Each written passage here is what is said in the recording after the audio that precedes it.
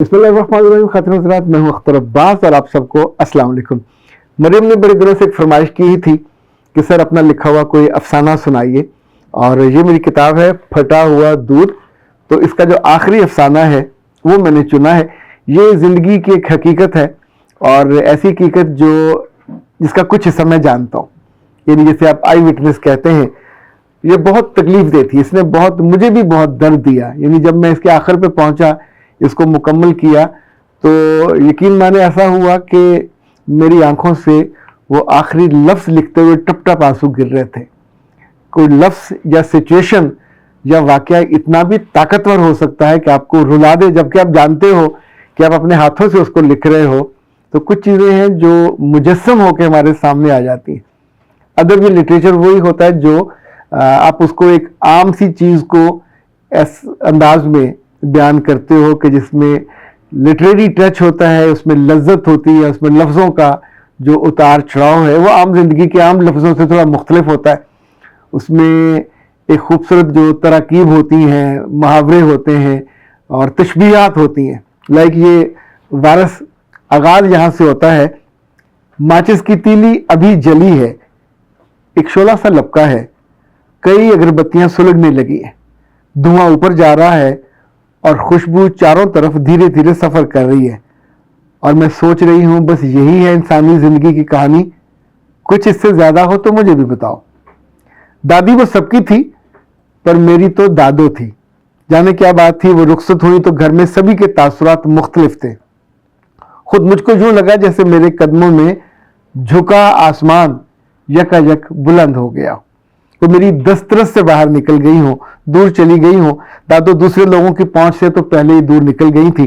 कभी कभी ये होता है कि कुछ लोग उन दरवाजों जैसे होते हैं जो चाहने के बावजूद भी सब पर नहीं खुलते, ना अंदर जाने की राह देते। चंद साल कबल जब दादो हमारे घर आई तो ये दरवाजा बंद कर चुकी थी। चूंकि ताज़ा ताज़ा बंद हुआ था, क्वाड़ अभी जंग आलूद नहीं हुए थे, इसलिए थोड़ी सी मेहनत और मुसलसल कोशिश से मैं उसको कदरे खोलने में कामयाब हो गए, जिससे अंदर झांका जा सकता हो। अंदर एक सुनसानी और वीरानी का आलम था, जहां कोई ख्वाहिश जिंदा थी ना आरजू बाकी थी। हालांकि सुना है ख्वाहिशें तो जिंदगी है, ना उनका कोई अदल होता है, अव्वल होता है ना आखिर, उन्हीं से जिंदगी भरी होती है तो जिंदगी लगती है, ये ना हो तो जिंदगी भी खाली हो जाती है। अबू दादो का हाथ पकड़े जब घर लौटे थे, हम सबको एक जानिब ले जाकर कहा, देखो दादो की यादों का खजाना चोरी हो गया है। दिल के गोदाम में अब सब बोरियां खाली पड़ी हैं, तुम उनको भर सको तो बहुत खुशी वाली बात होगी, मगर इन खाली बोरियों को टटोलने मत बैठ जाना। चंद माह बाद उसका रिजल्ट ये निकला कि खाने से फारुग हुए तो दादो ने अब्बू से कहा, बेटा अब्दुल बासित, मेरा बड़ा जी चाहने लगा है कि तेरी ये रानों फूलों की तरह महके और किसी बेफिक्री चिड़िया की तरह चहके। इसके अंदर बड़ी ही मोहब्बती रूह है, ये छोटी और नातवा होकर भी हुक्म चलाती है और मोहब्बत से हुक्मरानी करती है। नए दौर में तराशे हुए लबो रुखसार और शफक रंगत से ज्यादा इसी सांचे में ढली लड़कियां राज करेंगी। दादो इतनी अच्छी थी जैसे उनकी बात, फिर वो राज क्यों नहीं कर सकी? मुमकिन इसलिए कि इंडिया के शहर गुरदासपुर से पाकिस्तान आते हुए बीवी बच्चों को सिखों और हिंदुओं के घुड़सवार जत्थों से बचाते बचाते उनके मियां अपनी जान हार बैठे। जिसके सर का साई ना रहे वो भला राज किसके सर पे करे? हाँ, एक बेटे का आसरा था, अब्दुल बासित भाई। अपने अब्बू की बात कर रही हूँ। दादो की अजीब आदत थी कि वो नाम पूरा बुलाती थी, हत्ता के घर के काम काज करने वाले हुसैनी को भी गुलाम हुसैन कह के बुलाती थी। वो नामाकुल आवाज सुनकर यूं लपकता जैसे पेट्रोल को देख के शोला लपकता है। नौकर समझदार हो तो घर वालों से तनख्वाह के अलावा इज्जत भी पाता है। गुलाम हुसैन भी उसी कबीले से था। एक रोज क्या हुआ कि हम लोग बाहर लॉन में बैठे थे, दादो की आवाज आई तो अब्बू तेजी से लपके। अम्मी ने रोका भी कि वो हुसैने को बुला रही हैं, पर अब्बू रुके बगैर बोले, बाबा वो पहले मेरी माँ है, जब मैं घर पे हूं तो फिर उनकी बात सुनना मेरा हक है। फर्ज वाली बात तो अलग है, गुलाम हुसैन तो मेरे बिहाफ पे उनकी खिदमत करता है ना। दादो हमारे घर आके बड़ी शांत हो गई थी, हल्की फुल्की मुतमईन, شاید گھر اسی کو کہتے ہیں جہاں آدمی مطلوب ہوتا ہے, محبوب ہوتا ہے. جن در و دیوار کے درمیان اس کا وزن ہی نہ ہو, وہ اس کا گھر کیوں گھر ہو سکتا ہے؟ یہ گھر ہی ہوتا ہے جہاں ساتھ ساتھ جیا جاتا ہے, ایک ساتھ دھوپ اور ایک ساتھ بارش سہی جاتی ہے, جہاں کسی کی آہٹیں پہچانی جاتی ہے, چہرے پہ آئے رنگوں کو پہچانا جاتا ہے.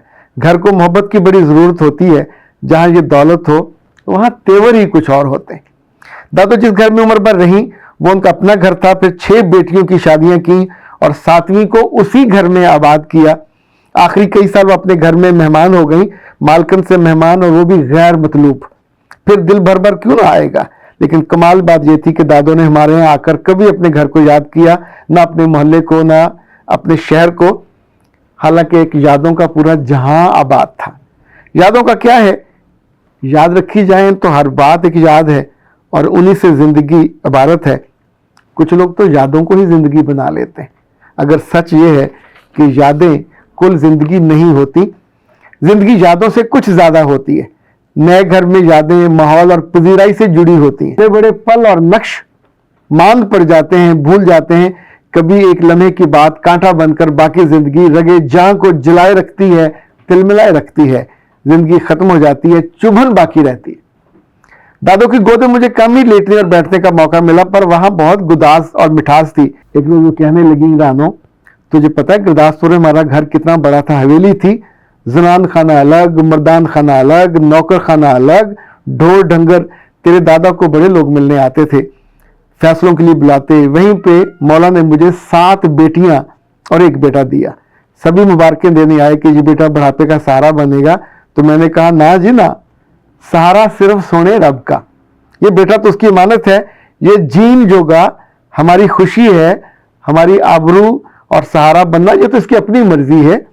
کسی کے کہنے سمجھانے سے کوئی تھوڑا بنتا ہے.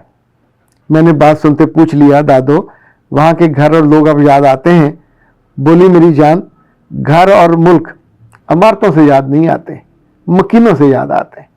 اگر وہاں من بھاتے لوگ ہوں تو وہی جگہ جنت مکان لگتی ہے, اور اس کی ہوائیں, موسم, تاریخ سبھی دل کو بھاتا ہے, اپنا لگتا ہے. ورنہ خالی اینٹیں روڑے وہ کس کام کے. اس حویلی میں اب کوئی چوڑا رہے یا چمار, میرے سر کا سائیں تو انہوں نے چھین لیا. ہم نے تو حویلی ویسے بھی ان کو دے دی تھی, سارے مال اسباب کے ساتھ. بس ان ظالموں کی تسلی نہیں ہوئی. انہوں نے بچوں کے سامنے ان کے باپ کو بلموں پہ رکھ لیا.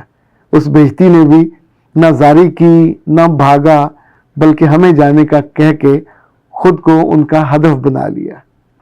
ان عقل کے اندھوں نے اپنے ہی پرانے سنگی دوست کو مار دیا. بعد میں کسی نے بتایا کہ تمہارے دادا جنتی کو انہوں نے جلتی چتا میں ڈال دیا تھا. بہت سے لوگوں کی طرح تب دادوں نے ٹھنڈی آہ بھری. جہاں لالچ اور نفرت کی آگ لگی ہو وہاں صرف آگ ہی نظر آتی ہے. جلنے والی چیزوں کا وجود کب رہتا ہے؟ دھوکہ ہو یا دکھ. تب ان کا صدمہ اور بھی زیادہ اور شدید ہوتا ہے جب انسان ذہنی طور پہ اس کے لیے تیار نہ ہو. کئی تو صدمے کے نتیجے میں جان ہی ہار دیتے. بچوں کو لے کر کھیتوں کھلیانوں سے ہوتی قریبی گاؤں تک پہنچ گئی, جہاں اپنی جان کے خوف سے لرزاں اور ترساں مخلوق ایک قافلہ بنی بیٹھی تھی. اتنے لوگ اور اتنا زیادہ خوف, نہ کوئی راہبر نہ محافظ, نہ وہاں ٹھہرا جا سکتا تھا نہ چلا جا سکتا تھا. اس عالم میں دشمن نے پہلا وار کیا اور آدھے سے زیادہ قافلے کو خاک کا حصہ بنا دیا. باقی لوگ زندگی کی تلاش میں بھاگے اور سڑکوں پگڈنڈیوں سے بچتے, جنگلوں اور ویرانوں سے ہوتے نئے ملک کی نئی سرحد کی تلاش میں دن رات چلتے رہے. چھوٹے چھوٹے بچوں کا ساتھ, کھانے پینے کی چیزوں سے محرومی, بلکتے اور روتے بچے بھی قافلے کے آگے بڑھتے قدموں کو نہ روک سکے. کوئی زیادہ بیمار ہو جاتا, کوئی زخموں کے باعث چلنے سے معذور ہو جاتا, تو قافلے والے اپنی زندگیوں کے لالچ میں اسے وہیں ویرانے کی نظر کرتے اور آگے بڑھ جاتے. انہی رستوں پہ انہیں بے شمار ادکھائی لاشیں ملی. لٹے قافلے, ان کے نشان اور سامان ملے. ان کو دیکھ کر زندگی اور پیاری لگنے لگتی. آزادی اور حفاظت سے نئے ملک کی سرزمین پہ پہنچنا خواب جیسا لگنے لگتا. ایک شام جب دل آگے بڑھنے پہ آمادہ تھا مگر ٹانگیں سفر کے لیے آگے نہیں بڑھنے سے قاصر تھیں, قافلے نے ایک کنویں کے پاس پڑاؤ ڈالا. بھوک اور پیاس سے برا حال تھا. چند نوجوانوں نے بھاگ کر کنویں سے پانی نکالا اور پھر پانی निकालते ही बोके को मुंह लगाया, उन्हें दोबारा पानी निकाल कर पीना और काफिले के कमजोर और नातवान लोगों को पिलाने का मौका ही नहीं मिला। वो पानी जिस जिसने पिया उसकी अंतड़ियां कटती गईं और वो चंद लम्हे पहले काफिले में सबसे ताकतवर और जवान थे, बेजान लाशें बने पड़े थे। उनके होंठों से और कानों से खून रस रहा था। इस दर्द भरे मंजर ने इतना दहला दिया कि सभी उठ के चल पड़े। थोड़ी दूर तक जाते ही एक जगह फिर लुटा हुआ सामान देखा। सामान और कटे फटे जिस्म, इन मरने वालों के जख्म अभी ताजा थे। सभी खौफ से रुक गए कि ख्याल था मारने और लूटने वाले लुटेरे ज्यादा दूर नहीं गए होंगे। सांस दुरुस्त हुए तो एहसास हुआ कि भूख ने बुरा हाल कर रखा है। मतलाशी निगाहों ने इधर उधर देखा तो पता चला कई मरने वालों के सामान में खाने की पोटलियां पड़ी हैं, मगर अब के किसी को हाथ बढ़ाकर पोटली उठाने की हिम्मत न थी। खातिन हज़रात, कहानी अभी जारी है, लेकिन चूंकि क्लिप का वक्त मुकम्मल हुआ तो बाकी साहब इंशाल्लाह अगले हिस्से में आपको मैं सुनाता हूँ। इजाज़त दीजिए। अस्सलाम।